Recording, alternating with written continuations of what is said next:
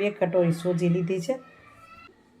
તો જો આટલું કડક અત્યારે રાખું છું, પછી જરૂર પડશે તો છાશ નાખી શકું। એક 2 કેરી કાપી છે, આટલું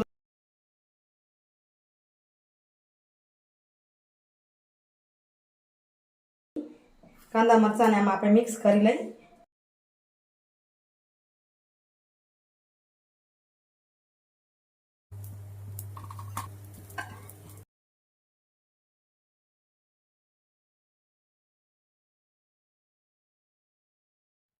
નમસ્કાર મિત્રો, કેમ છો? મજામાં ને? સ્વાગત છે તમારું મારી YouTube channel Natural Life with Deena પર। મિત્રો, સવારના 6 વાગ્યા છે, તૈયાર થઈ ગઈ છું, કારણ કે થોડું પતાવી દઉં। 6:30 મને અહીંથી નીકળી જવું છે અને 6:45 મને સ્ટેશન પહોંચવું છે, કારણ કે 7 વાગ્યાની બસ છે। કાલે પૂછી આવી હતી ડેપોમાં કે ભેરૈયા જવું હોય તો કઈ બસ મળે, તો કે 6:45 ડેપોમાં આવી જવું પડે, એટલે હમણાં 6:30 પહેલા નીકળી જઈશ। સાહેબને કહું પહેલું મને મૂકી દો, પછી એની આરામથી તૈયાર થઈને ચાલ્યા જાય। મેં કીધું તૈયાર થઈ ગઈ છું, થોડુંક ટાઈમ છે, કારણ કે હજી 6 વાગ્યા, 6:10 દેખાય છે, ત્યાં સુધી તો વિડિયાની શરૂઆત થઈ જશે।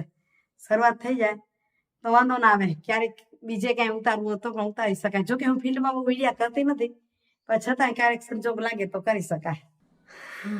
માંડ પહોંચ્યા મિત્રો, ઘરે પહોંચી વાગ્યે છે 4:30 ને ઉપર થઈ ગયું છે, 4:45 જેવું થશે। બારે ગરમીને ધોમ એટલો જ છે। જયનગરથી ઉતરીને થોડીક આવતી હતી તો સાધન મસ્ત મળી ગયું, સોસાયટીના બેના જ મજાને તેડતા આવ્યા, પણ વળી ડીમાર્ટમાં ગઈ, બાજરો લીધો, સોજી લીધી, કીડિયારું સાવ ખોટું આવ્યું છે ને આજ થોડીક વહેલી છું તો કીધું તૈયાર થઈ જાય। અને પછી ત્યાં બાજુમાં જોયું તો બાજુમાં વન સેન્ટર છે મોલ, એમાંથી સ્કીમોમાંથી આવી હતી તો આ બધું આ લઈ આવી। લેત તો લઈ લીધું, પણ પહોંચાડતે નાકે દમ આવ્યો એમ કહેવાય તો સારું। જો કે તે વિડીયો સૂજ્યો નહીં, ઉતાર્યો તો ખબર પડત કે ગામડામાં કેમ ભારી માથે લઈ આવ્યા એમ। આ થેલી ડીમાર્ટની તમને હમણાં ઊંધી દેખાશે, સેલ્ફીમાં હોય એટલે ઊંધું દેખાય। જૂની થેલીમાં બાંધીને માથા માથે લઈને માંડ પહોંચી ઘરે, પણ લઈ આવી। પહોંચી આવી એટલે શું આવે છે, મજા આવી ગઈ, એમ થાય હા પહોંચાડી લીધું। બાકી નહીં તો એટલું લેવું હોય તો ગાડી લઈ જવી પડે, કંઈ કાયમ કંઈ કે સ્કૂટી હશે કે બાઈક હશે ત્યાં લઈ આવશું। આજે મેં હિંમત કરી નાખી, હિંમત કરી એટલે પહોંચતા થાકી જવાય। પગે પગે પહોંચી જવાય, ખાલી ખાલી હોય તો રોજ ચાલીને જાઉં છું, બાકી સામાન લઈને આવો તો મુશ્કેલ છે। તો ચાલો જરાક ફ્રેશ થઈ જાઉં, પાણી પી લઉં અને પછી લઈ લઉં સુવિચાર। હા, સુવિચાર લઉં ને એ પહેલાં તમને જો કહી દઉં કે આ જે 4 વસ્તુ છે ને, આ 4 વસ્તુ મેં વન સેન્ટરમાંથી લીધી છે અને ચારેના ભાવ 49 રૂપિયા છે। અમુક વસ્તુ ડીમાર્ટમાં પણ ઘણી મોંઘી નહોતી, હવે આમાં કેટલું છે ખ્યાલ નહીં, 750 ગ્રામ છે આ, તો ડીમાર્ટમાં 1 લીટર 70 રૂપિયાનું હતું, બીજી કંપનીનું। આ કંપની કઈ છે ખબર નહીં, પણ મેં ત્યાંથી લીધું, સસ્તું છે એમ। અને આ કપડાં ધોવાનું લિક્વિડ મશીનનું એ કેટલું 800 ગ્રામના 49 રૂપિયા છે। કીધું વાપરી તો જોઈએ કેવું છે, આમ સસ્તું તો છે પણ વાપરવામાં કેવું છે। અને આ વ્હાઈટ કપડાં ધોવા માટેનું 49 રૂપિયા, તો ત્યાં બીજી કંપનીના ડીમાર્ટમાં એક 65 રૂપિયાનું હતું અને એક 70 રૂપિયાનું, 69નું હતું। એટલે અમુક થોડોક ભાવ હતો, કારણ કે હું અહીં બાજરો અને સોજી લેવા ત્યાં ગઈ હતી, એટલે ત્યાં મેં ભાવ જોયા એના। તો કોઈને લેવું ને જોવું હોય તો વન સેન્ટરમાં, ભુજમાં રહેતા હો આસપાસ તો વન સેન્ટરમાં ઘણી બધી આવી વસ્તુ આવી છે। ટાઇલ્સ ક્લીનર છે, વોશરૂમ ક્લીનર છે, એ બધા જ 49 રૂપિયામાં છે। આ શેમ્પૂ છે એ પણ 49 રૂપિયાનું છે। હા મિત્રો, ચાલો લઈએ આપણો સુવિચાર।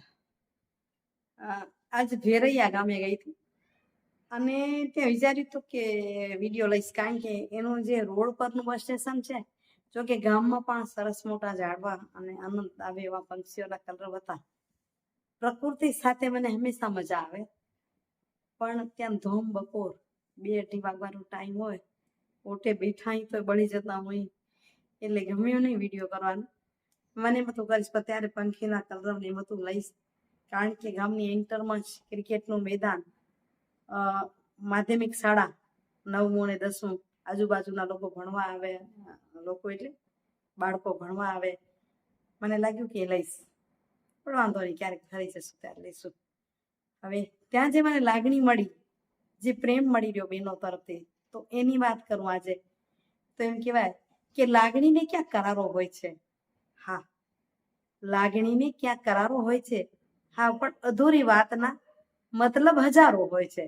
જો અધૂરી વાત થાય તો એના મતલબ ઘણા બધા નીકળે, હજારો મતલબ નીકળે એનો. કારણ કે વાત પૂરી હોય તો જ એના પૂરા મતલબ નીકળે, નહીં તો અધૂરી વાતના મતલબ હજારો નીકળે.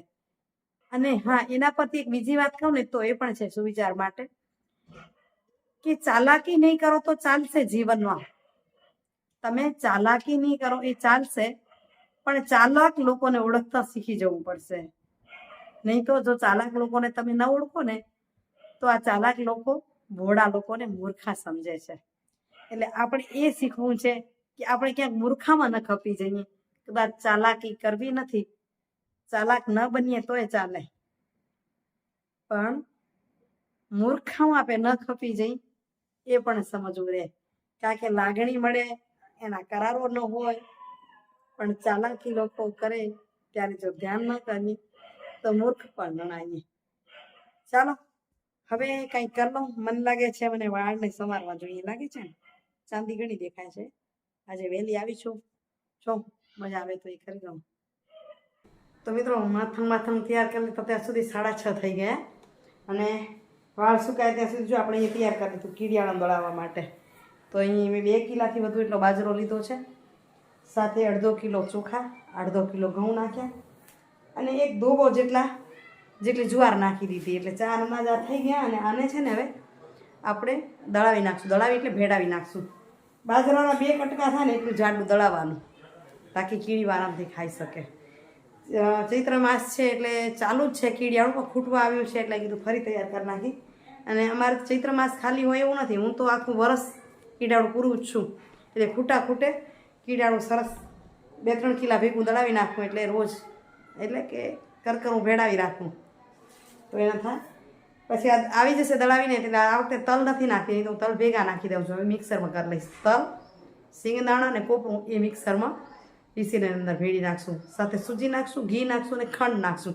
એટલું પછી મિક્સ કરશું એટલે કીડિયાળું સરસ તૈયાર થઈ જશે. આજે વિચારું છું શું કરું જમવાનું. એ તો 6 વાગે ઓફિસેથી નીકળું, એને બધા વહેલી આવી ગઈ છું. ઓફિસનું કામ થોડુંક ઘરે બેસીને કર્યું, અમુક બહેનોને ફોન કરવા હતા, મેસેજ આપવા હતા, એ થઈ ગયા. હવે વિચારું છું કે ઉત્તપમ બનાવું, કારણ કે ટમેટાં પણ છે અને કેરી પણ છે. કદાચ કેરીની ચટણી માટે વિચારું છું શું કરું ને શું ના કરું, શું ના કરું સમજણ મને પડતી નથી. આ ગરમીમાં કાંઈ કામ મને ઉકલતું નથી. એક ગરમી અને સતત રોજ કામે જતા એટલે શું થાય, માનસિક રીતે આમ અપસેટ થવા થોડું, કે શું કરું, કંઈ થઈ જશે, કેટલું કરું, ન કરું, એવું ખ્યાલ રાખે. ચાલો કાંઈક કરીએ, જે કરીશ તમને બતાવીશ. ઉત્તપમ બનાવવા છે ને એના માટે મેં 2 કટોરી સૂજી લીધી છે. તો આ તપેલીમાં હું નાખીશ, અંદર નાખી દઈએ. એની અંદર આપણે 1.5 કટોરી નાખી દીધું. અને હવે એની અંદર છાશ નાખીશું. આમાં દહીં હોય તો દહીં નાખવાનું, દહીં નાખી તો પાણી નાખાય. છાશ મેં એટલી ઘાટી લીધી છે ને, જાણે દહીં ભાંગેલું હોય ને એટલી ઘાટી છે. જો આ તો હું અંદાજિત જ નાખું છું. અને એને મિક્સ કરશું, પલળી જાય એટલું આપણે દહીં છાશ નાખવાની છે. તો હવે હું આને મિક્સ કરી લઉં, અને બરાબર મિક્સ કરી પલળી જાય એટલું કરશું. અને પછી એમાં થોડું કઠણ રાખીશ, કારણ કે હું કાંદું અને ટમેટું એ અધકચરા પીસવા જેવા જ કરીને રાખીશ. એટલે કાંદું પણ પાણી કરશે ને ટમાટાનું પણ પાણી પડશે. તો જો આટલું કડક અત્યારે રાખું છું, પછી જરૂર પડશે તો આપણે છાશ નાખી દઈશું. આ સોજી આપણી સેટ થાય ત્યાં સુધી હું કાંદું, ટામેટું અને મરચું એને કાપી લઉં. તો જુઓ આપણી સૂજી સેટ થાય ત્યાં સુધી મેં અહીંયા તૈયારી કરી લીધી. ચટણી માટેની પણ તૈયારી કરી લીધી, અને નાખવા માટે કાંદા, મરચાં અને ટમેટાને પણ ગ્રાઇન્ડ કરી લીધા. એટલે આ મિક્સર પીસ્યા નથી. આ ઉતાપામાં નાખવા માટે ટમેટા અને આ મરચાં અને કાંદા એને બેને આ રીતે ક્રશ કરી લીધા છે. એને રાખી આપણે એક બાજુ. અહીં તમને ચટણી બતાવું તો અહીં કેરી કાપી છે, આ સાઈઝની એક મેં કેરી કાપી છે. આ છે ને આપણે કોથમીરીના ડાંખણા હું બચાવી રાખું, તો એ ડાંખણા છે. આટલો ફુદીનો, લીલા મરચાં, શિંગદાણા, કેરી છે એટલે બેલેન્સ કરવા માટે આટલો ગોળ નાખી દઈશું. 1 ચમચી જીરું અને અડધી ચમચી વરિયાળી અને નાખશું સાથે નમક. નમક તો બધામાં જોઈશે, તો આને આપણે હવે પીસી લઈએ. પીસી લઈ પછી તમને બતાવું, બરાબર ને. પીસવામાં આપણે વરિયાળી, જીરું, શિંગદાણા એ આપણે પહેલાં પીસી લઈશું. અને આ ફુદીનો છે ને એ પણ સુકાઈ ગયો છે, એટલે એને પણ પેલો પીસી લઈએ. અને પછી એમાં જરૂર પડશે એટલું પાણી નાખી અને પીસી લઉં.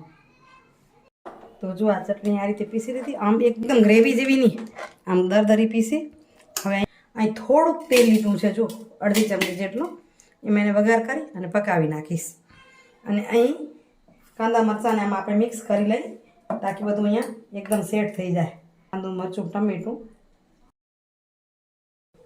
આપણે શોધીને થોડીક ટાઈટ રાખી છે. કદાચ આનાથી પાણી થશે નહીં તો વળી થોડીક છાશ કે પાણી નાખી લઈશું. સ્વાદ અનુસાર નમક નાખશું. અડધી ચમચી જેટલી સાકર નાખી દઈએ. હવે એને મિક્સ કરીને હું ચટણી વઘારું એટલી વાર રહેવા દઉં, એટલે સેટ પણ થઈ જાય ને ચટણી પણ વઘારાઈ જાય. હા, તો જુઓ ચટણી પણ થઈ ગઈ તૈયાર. અને હવે ઉતાપાનું બેટર પણ સરસ થઈ ગયું છે તૈયાર. તો હવે અહીં મેં 2 તવી મૂકી છે. આ તવી નોનસ્ટિક છે, વચ્ચેથી ઊંચી થઈ ગઈ છે, એટલે તેલ લગાવી દો પછી ઉતરતા આવશે. અને હું આ સાદા પર ઉતારું એટલે આ એકદમ ગરમ થવાનું નહીં. ગરમ થઈ જાય એટલે લગાવીશ. 1-2 વખત પેલું તેલ જોઈશે, પછી તેલની જરૂર પણ આમાં નહીં પડે. આખી તવીમાં તેલ લગાવી દઈએ. હવે ગરમ થઈ ગયું છે, એનામાં નાખી દઈએ આપણે બેટર. તો કે આ તો નવી વાનગી નથી, પણ ઘણા દિવસથી કરી નથી એટલે નવી સમજે. બેટર નાખી ત્યારે ગેસ ધીમો કરી નાખવાનો.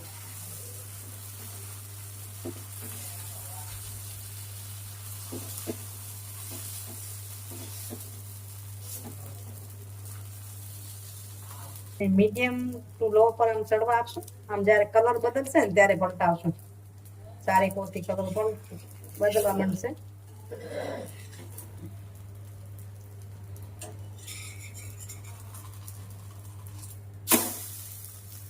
આ બાજુ ચડે ત્યાં સુધી આને તવીને ચાલુ કરી દઉં. થાય ને ત્યાં સુધી અહીં તવી તપી ગઈ છે એટલે આના પર નાખી દઈ. સેજ બેટર કડક લાગે છે, સેજ આમ પોર તો આમ બીક લાગે છે ને, એવી મને લાગે છે કે થોડું ઢીલું કરું તોય ભલે એકાદો કરી લો એટલે ખબર પડે ક્યાં થઈ જવા આવ્યો છે આપણું.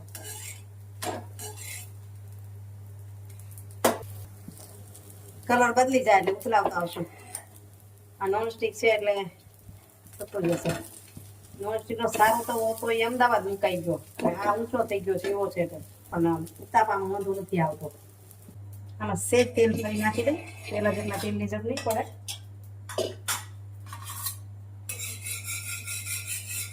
જેથી ચોટે નહીં.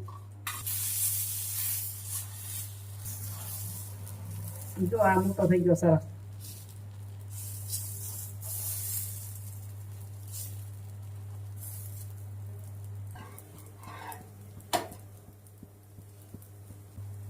આ નોનસ્ટિક નથી એટલે જરાક એવું લાગશે તો ક્યાંક એક સ્ટીક મૂકી દઈશું.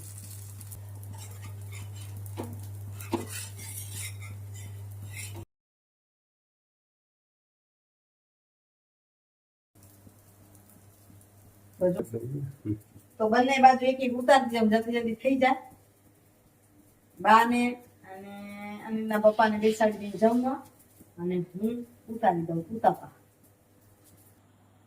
કેમ છે ચટણી અને ઉતાપા? મસ્ત. કેવી ચટણી? મજાની?